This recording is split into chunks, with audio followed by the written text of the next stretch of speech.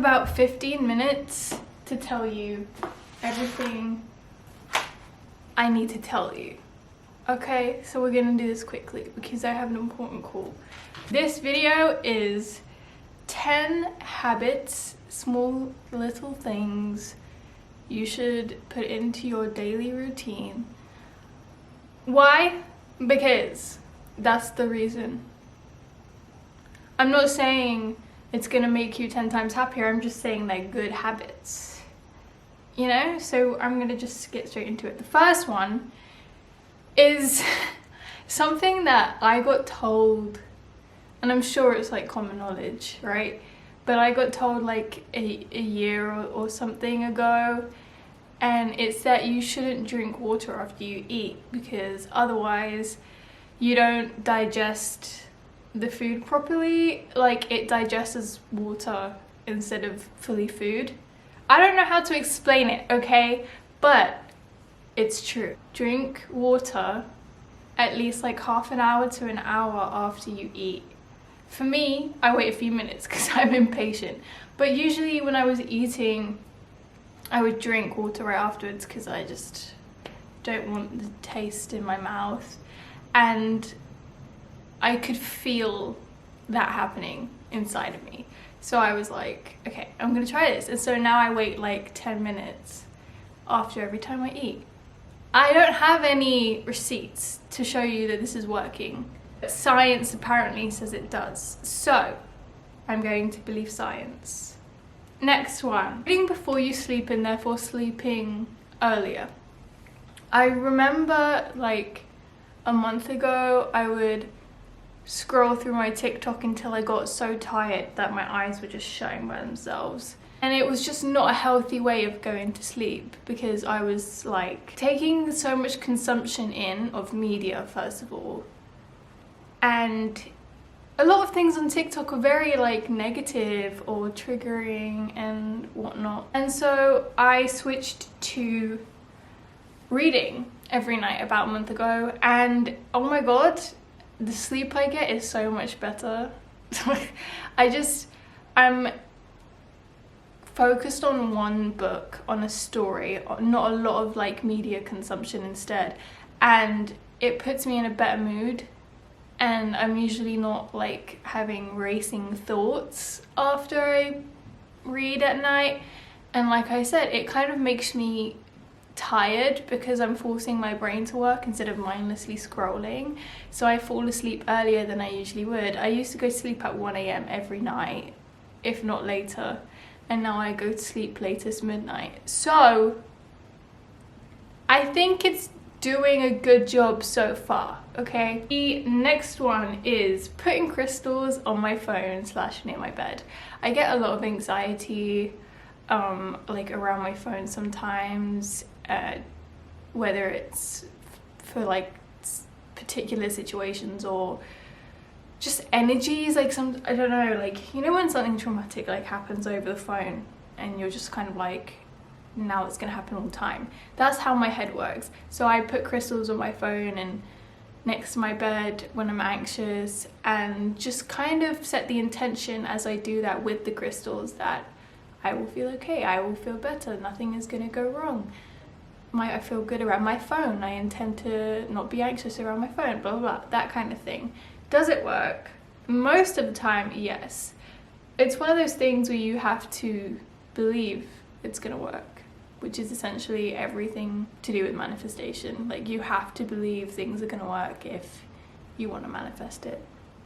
So that's the third one. And these are kind of gonna get a little bit weirder, but it's fine. We're not gonna judge me. This is another one that isn't like that out of the box, but I don't know many people who do it. But listening to meditations whilst you sleep. Here's the thing, I remember once I listened to like anti-anxiety meditation whilst I slept, and I woke up feeling so good, and I was like, I'm so confused right now. And most of the time it does work. I haven't done it for a few weeks and my life has turned to shit. Am I gonna blame that? Absolutely. Absolutely. So I do recommend it. Get specific. Just make sure that you feel drawn to whatever you're choosing to like listen to and all that, because that's also very important. It's the same as like choosing a tarot reader. You have to choose someone you feel drawn to. Another one, I'm pretty sure loads of people do this one, but I have my do not disturb on 24/7. I'm on my phone 24/7, but my do not disturb is on 24/7. So in case I'm having like a fucking breakdown or I want to be off my phone, I'm not worried about notifications and shit like that, and I'm not hearing notifications. I don't know if anyone else reacts the same way. The second I hear a notification, I get really like that.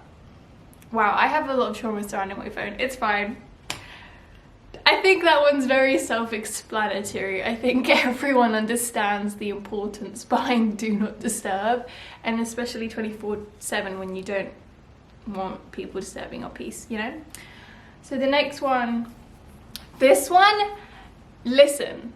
I'm a strong believer in this one, and people need to listen to me. When you wake up, write down your dreams. The second you wake up, the first thing you do, write down your dreams. Unless you don't remember them. I know people sometimes just don't remember them, but I remember them when I wake up, and then if I let a few minutes pass, I'll start to forget it, which is really fucking weird if you think about it. But the first thing I do is write them down. I put it on my Notion, but I recommend like journaling it at first, which is what I used to do, just because then you'll get on your phone, you'll get distracted. Once you get into the routine, it's kind of safer to switch to Notion or like notes or something. But I write down the exact detail, every single detail, colors, people, places, everything, not just like what happens.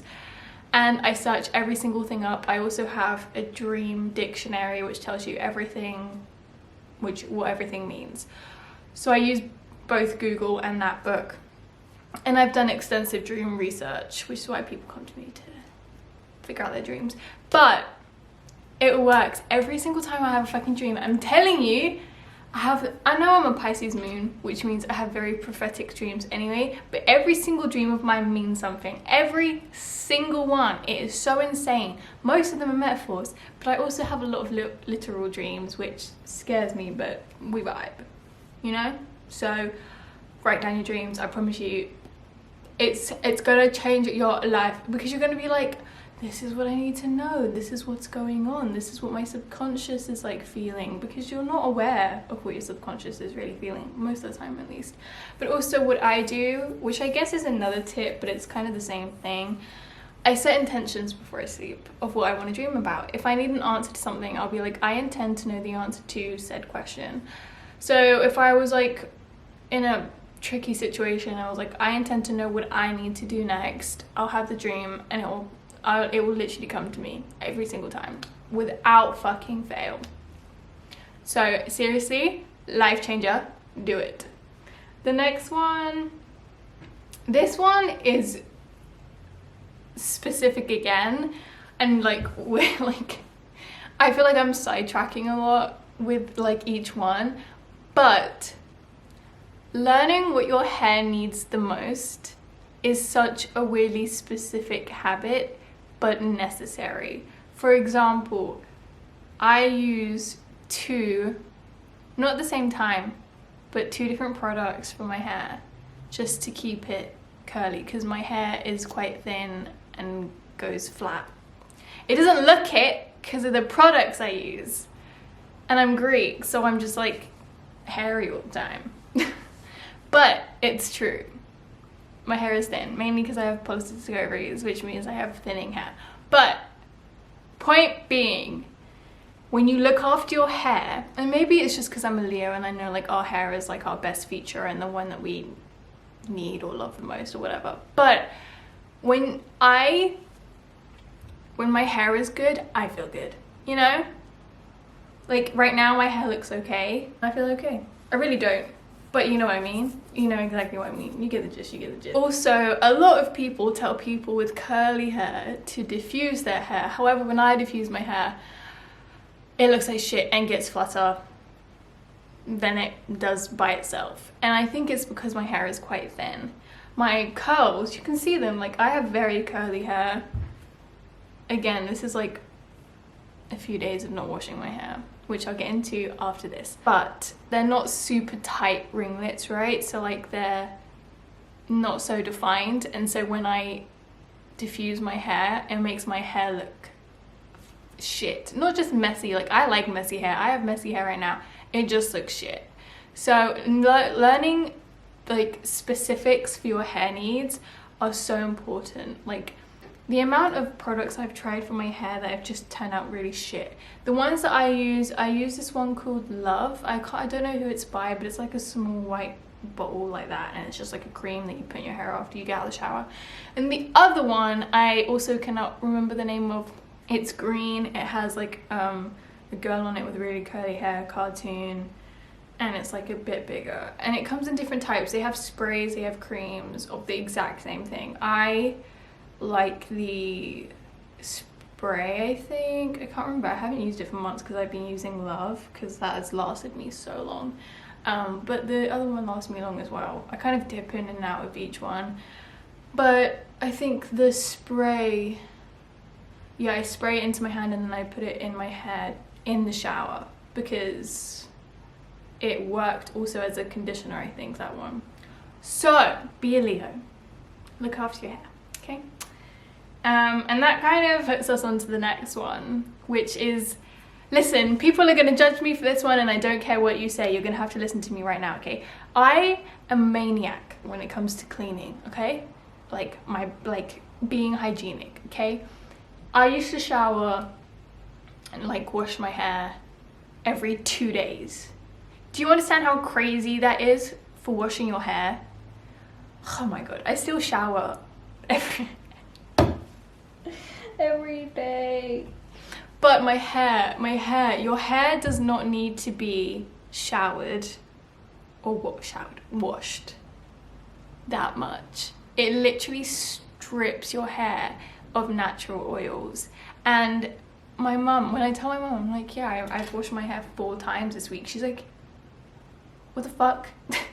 She's like, Mia, you just need to wash it twice because you have naturally like very voluptuous hair. And I'm like, no, I don't. But I do. You know what? I haven't washed my hair for 3 days, bitch. Look at this. I do. Look how sexy it looks. I have been trying to only wash my hair twice a week. And out of absolutely thin air, somehow my hair has stopped going flat after 2 days. My hair used to go really flat after a day of not washing it. And so I got very like self-conscious about that, which is why I got into that habit. But I got into that habit years ago when my hair was fucking pixie cut and I look like a man, okay? It's not the same anymore. Look how good it looks. And I also think that because I have learnt my hair needs, that helps because I'm treating my hair the way it should be treated. And also my hair air dries like so much better. The curls are so defined when it air dries. I just have to shake it about a bit because otherwise it kind of clings to my head and I look insane. 2 more. The next one is what I am currently doing. Back brace. Back brace. Listen, I used to be a ballerina when I was a child. Believe it or not, this bitch had a good posture until she had an accident and got scoliosis from hurting her back. I wish I was joking, I'm really not, and it really sucks that I'm not joking. But I'm getting really hot. It's getting hot in here, so hot. Well, this is what happens after you have a breakdown. Damn, dude. Well, I still have scoliosis for like almost my whole life. Like after I turned like, what, 6 or something, I just had like an accident on my back and went to doctors and they're like, oh yeah, it's scoliosis now. And I'm like, okay, cool. But instead of correcting my posture back then, when my spine was kind of more malleable, like, you know, you can kind of correct it as you're so young, and if you stick to it as you grow older. The same as eyesight, okay, hear me out. Every time I go for an eye appointment, they try to tell me I need glasses, and every time I get glasses, they hurt my eyes so bad after like 2 days. At first they're working fine, and then after a few days I'm like, oh my god, these are fucking killing me. And they shouldn't. And I'm not blind. I have amazing eyesight, okay? Amazing eyesight. Anyway, I have beef with Specsavers, but we're not going to get into it. My point is, when you're young, things are still moldable in your body. You can change things. They say if you wear corrective glasses when you're young, you won't need glasses when you're older. If you fix your posture when you're young, you won't need to when you're older. Anyways, I didn't do any of that, so I'm doing it now. My posture right now, hot and sexy. My posture when this is off, not so hot and sexy, okay? I literally look like the Hunchback of Notre Dame. I went through a very bad phase where my back was literally like that. And I catch myself doing that sometimes. I'm like, girl, sit the fuck up. So now we're doing this. This is my last reason. Anyways, last one, we've made it. And they're gonna call me soon and I'm very scared. This one is very important, and it's kind of like a trend. I don't know, like loads of people do it, I guess. But it's not one I hear about often. And I feel like we should be talking about it more. I guess it's kind of a triggering subject, talking about food and stuff. However, listen, hear me out. Intuitive eating. It's so, it's basically when you feel like you need to eat something, you eat it. And I'm not talking about like every day you want chocolate, so you eat chocolate, right? I'm talking about like random cravings. So for example,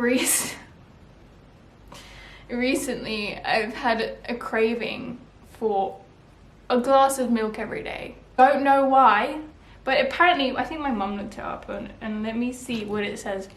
Why do I crave milk? So it means that I'm lacking vitamins and minerals such as vitamin A, B12, calcium, magnesium and zinc. So I've been taking those vitamins since reading this, but I've still been having the milk because clearly my body is lacking shit. I mean, have you fucking seen me? But like, anyways, intuitively eat. Listen to your body. If it wants to eat something, eat it. If it doesn't want to eat something, don't eat it.